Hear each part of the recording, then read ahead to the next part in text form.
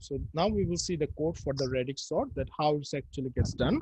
Even though the operations that we have seen is very simple and straightforward, the code actually needs a little bit of our attention, that how it's actually doing all this amazing work.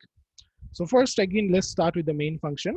So we have in the main function, we have an array of size, let's assume 10.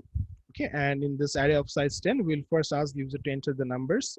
He will enter like, I want to sort 4 or 5 numbers. Okay, and then he will enter the items, and we will use a loop to take input those items. Then we will call a function called Radix Sort. Okay, that function will pass the array, that is A, and that function will pass the number of items, that is 4 or 5 that we just entered. Okay, and after that the Radix Sort will return the sorted array, and it will again print the array. So this is all about our main function. Now let's see what happens in the Radix Sort function. So this is our Radix Sort function. Okay, let me zoom it a little bit. So this is our Radix Sort function. So first part of the function, we take an input of an array and the number of elements. After taking input, okay, what we do, we first declare 2D array. Okay, we create the bucket. That means the boxes that you have seen in the implementation. Okay, we create those. And we also keep a counter that for each bucket, how many elements we have. Okay, so like in the first bucket or the first list, we have 2 elements. In the second list, we have 3 elements, and so on. And then we declare some necessary variables. Okay, then we actually call another function. That function is called get max. So basically what it does, it actually returns the maximum element from the list. Now why we do this, I'm coming to that later. Let's go to the max function. So what it does, let's see. It starts with the array. Okay, and from the array, it actually finds the maximum element. Very straightforward. Now the question is, why actually we did this? Because, you know, whenever I was covering the theory, you can go back to that video, that in case of Radix Sort, if we have to first see what is the largest number. So if the largest number is like 1, 2, 3, that means I have to run the loop 3 times, the iteration 3 times. If the largest number is 1, 2, 3, 4, that means I have to run the algorithm 4 times. Okay, so for that, it's important to find the maximum number, and that is what exactly this function does. Okay, it returns the maximum number. So we're done with get max. So it will return the largest number, and we will here, using this small while loop, what we do, we'll actually calculate NOP, that is number of passes, or the number of digits that you have in the large number. So if the largest number is like 1, 2, 3, 4, this NOP will be 4. If the largest number is 1, 2, 3, the NOP will be 3. Okay, so we are done with this. Okay, we're clear about all this, and we're clear now. Our only focus is to understand this part, then we're done. See, that is not that complicated, right? So first, let me see what is the how many loops we have here. So this is our, as you can see, this is our first for loop, where we start with pass 0, that means the initial iteration. The number of passes is less than NOP, that is number of total passes. So if the number is less, assume 1, 2, 3, 4, okay, our largest number is 1, 2, 3, then NOP will be 3. So we'll start from 0 and we'll go up to 3. And this is just normal iteration. So first what we do, we actually, in this for loop, okay, we initially clear all the buckets.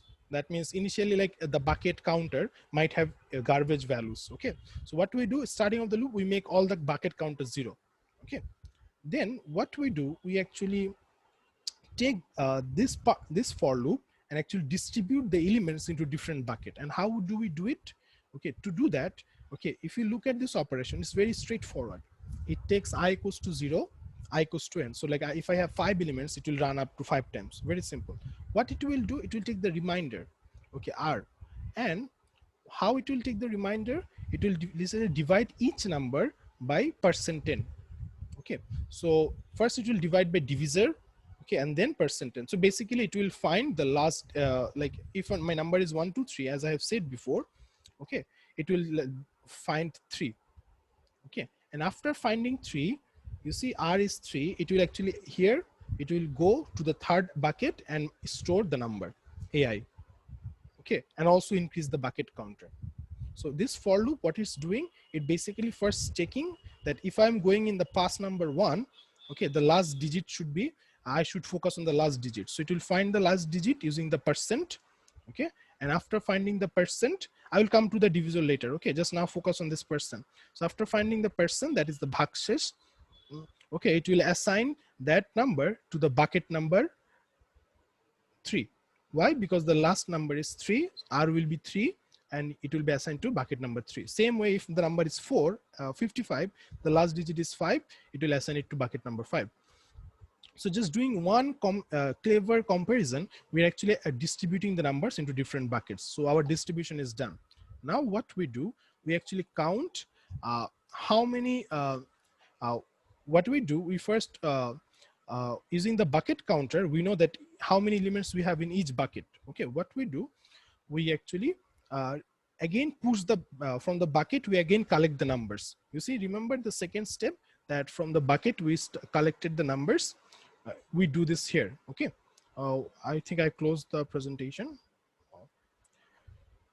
So anyway, just watch the video. Here you will find the presentation.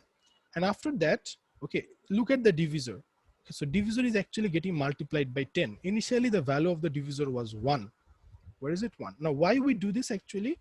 Because at first iteration we have to look for 3. Okay, in the second iteration we have to look for 2.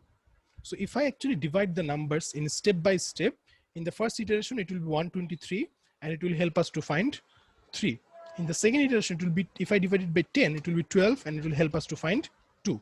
So to do that, it actually, we have to multiply it by 10 in each iteration. And finally, we'll print the numbers. That's it.